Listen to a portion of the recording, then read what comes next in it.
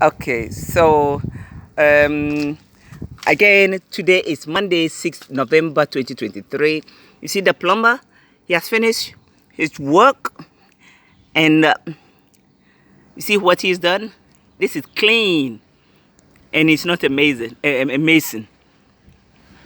This is a very good work. After what the work Ghana Water did, the plumber has completed his work and put it back the way he saw it. No cornering, no cornering when you are working as a quality plumber. You see, there, we're going to clear the gutter. The mess that he did, he's going to clear it up again as well. All right, so it is what it is. Ghana Water and Sewage, you did the rubbish work. Your engineer is rubbish. I don't know which school you went to learn how to do quality work. There's no quality control about what you did, and you destroy someone's property.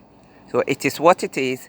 I'm going to show this video to Lakeside Estate, and then you need to pay for the work done. 2 years, 2021, you charge me 2,500 to put the pipes here and then the meter, and you destroy the waste pipe, the waste line, and put yours there. It has been rectified, therefore you need to pay. Okay, so I'm going to show this to the Lakeside Estate management and see what they will say about it. And I know what they will say, but let's see what they say before it go into social media.